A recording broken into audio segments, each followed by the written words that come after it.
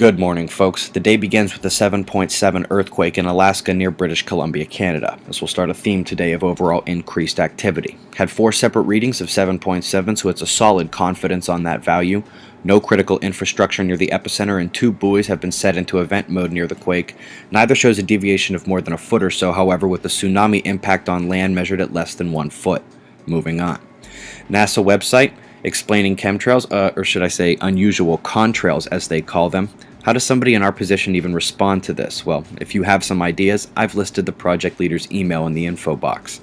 For those more interested in the space weather connection to Earth weather and earthquakes, this is where you start. It is not comprehensive, you will need more, and I need to clear up some confusion about my positions in this area. Obviously, my past videos suggest that human CO2 is merely one small piece of the climate puzzle, but I do support the non-Agenda 21 aspect of the sustainability movement. Hate that they stole that word, by the way, but it has nothing to do with the climate. It's about the money and power of their game.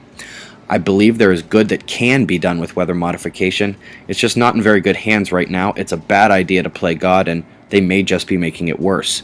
Global warming should be renamed climate extremes, like the deadly cold waves in India, Europe, and Russia here for the 2nd year in a row, or this example, rain and horrible flooding in Rio de Janeiro, but not as bad as the drought slightly north.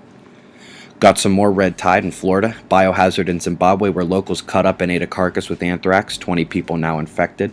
Tropical storm Sonamu in the South China Sea is already affecting Vietnam before making landfall.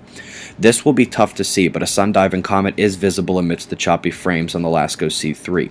I thought we'd get a chance to see it hit the sun, but I was wrong. It did die before hitting the surface. The sun is juiced up after that close approach, however, and has already begun firing coronal mass ejections. This one is just barely going to miss Earth. Cosmic ray density is holding steady, still a little bit high. The flares slowly continue to rise up, and we actually just had an M flare from high up in the corona, from a spot actually behind the limb still. Sunspot number well over 100 now, but with only 2 spots of primary concern. First, this one down cresting the limb is a beast. She's actually where our flare increase was coming from before the M flare. Possible candidate number 2 for 2013 Earth-facing quiet. The other sunspot of interest is up top, Beta Gamma Delta, born facing the Earth, so its quiet doesn't make it a candidate until it leaves and then starts to flare. Candidate number 1, already set on the northeastern limb, turning to face Earth, was popping off big time before cresting the limb, but has decayed and slumbered so far. It's 11644 and 11646 combined. They're officially the first evidence of Earth-facing quiet this year, and that coloration, that cresting spot just on the edge, is where that M flare came from. Planets began lining up 2 days ago. Sun-diving comet, coronal holes, flares, earthquakes, and cosmic rays. Eyes open, no fear. It's 6:08 a.m. Eastern Time, and that's the news. Be safe, everyone.